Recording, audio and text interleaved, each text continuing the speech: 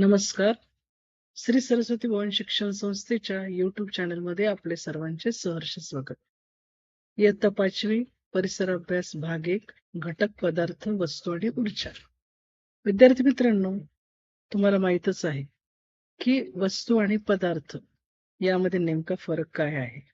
तर पदार्थ हे जे आहेत ते सूक्ष्म कणांचे बनलेले असतात आणि वस्तू पदार्थांचे बनलेले असतात. पदार्थ हे सूक्ष्म कण असतात आणि वस्तूंना विशिष्ट आकार असतो. त्यांच्या भागांची विशेष रचना असते. वस्तू पदार्थापासून बनलेल्या असतात. आता उदाहरणार्थ ही इथे खुर्ची आहे, ती लाकडाची बनवलेली आहे आणि लाकूड हा त्यातला पदार्थ आहे. दुसरं उदाहरण आपण घेऊया. हा काचेचा बनलेला ग्लास. काचेचा ग्लास हा काच या पदार्थापासून बनलेला असतो. त्यानंतरचा दुसरा मुद्दा आहे विद्यार्थी मित्रांनो, ऊर्जा. आता ऊर्जा म्हणजे काय? तर काम करण्याच्या क्षमतेला ऊर्जा असे म्हणतात. विविध पदार्थापासून आपण अनेक उपयुक्त वस्तू बनवतो. पदार्थाचा एक उपयोग म्हणजे ऊर्जा मिळवणे.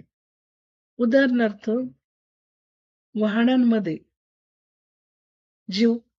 जी ऊर्जा मिळते ती इंधनामुळे मिळते. म्हणजे पेट्रोल असेल, डिझेल असेल, या इंधनामुळे वाहनांना ऊर्जा मिळते. आणि आपल्या शरीराला जी ऊर्जा मिळते ती अन्नातून मिळते.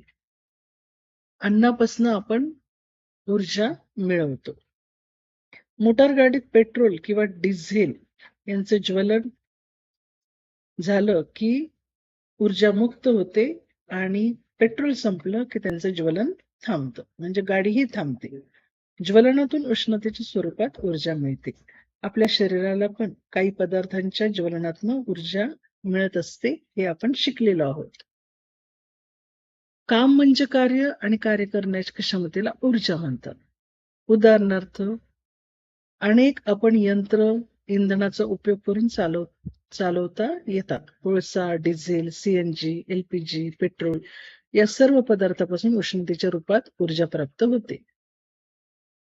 धावणाऱ्या व्यक्तीला किंवा धावणाऱ्या गाड्यांमध्ये उष्णतेचे रूपांतर गतीच्या स्वरूपात होते. गतीज स्वरूपातील ऊर्जेला गतिज ऊर्जा असे म्हणतात. म्हणजे सर्व गतिमान वस्तूमध्ये गतिज ऊर्जा असते.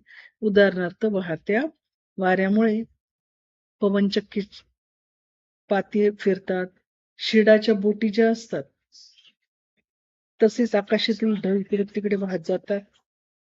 वाऱ्यातील गतिज ऊर्जेमुळे हे सर्व शक्य होतं. आपल्या घरातील जे मिक्सर आहे किंवा फॅन जो आहे, ही उपकरणांमध्ये पण गतिज ऊर्जेमुळे कार्य घडतं. वनस्पती प्रकाश संश्लेषण या क्रियेद्वारे अन्न तयार करतात आणि अन्न पदार्थात ही ऊर्जा साठवली जाते. या अन्न पदार्थांच्या ज्वलनातूनच कामे करण्याची ऊर्जा मिळते. ऊर्जेची रूपं आहेत विद्युत ऊर्जा, सौर ऊर्जा, उष्णता ऊर्जा. अशा विविध प्रकारे आपण ऊर्जेची रूपं माहिती आहेत. ऊर्जेचे स्रोत. आता ऊर्जेचे स्रोत हे विविध प्रकारे आहेत. जगात इंधन आणि विद्युत हे आपले ऊर्जेचे मुख्य स्रोत आहे. विद्युत निर्मितीसाठी अनेक केंद्रांमध्ये इंधनाचा वापर केला जातो. विद्यार्थी मित्रांनो, या पाठामध्ये आपण वस्तू, पदार्थ, ऊर्जा यांचा अभ्यास केलेला आहे. आणि सूर्याची उष्णता, वारा, पाणी हे न संपणारे ऊर्जा स्रोत आहे. त्यांचा वापर पर्यायी ऊर्जा स्रोत म्हणून जास्तीत जास्त केला पाहिजे. सूर्यप्रकाशाचा वापर करून विद्युत निर्मिती करणारे बॅटरी असतात, त्यांना सौर घट म्हणतात. विद्यार्थी मित्रांनो, एक गोष्ट लक्षात ठेवा की पारंपरिक ऊर्जा स्रोत आहेत आणि आजकाल अपारंपरिक ऊर्जा स्रोतांचा पण वापर करण्यात आलेला आहे. त्यामुळं आपण जास्तीत जास्त अपारंपरिक ऊर्जा स्रोतांचा वापर करून पर्यावरणाचं रक्षण केलं पाहिजे आणि सर्व गोष्टी आपण लक्षात ठेवून हे केलं पाहिजे. धन्यवाद.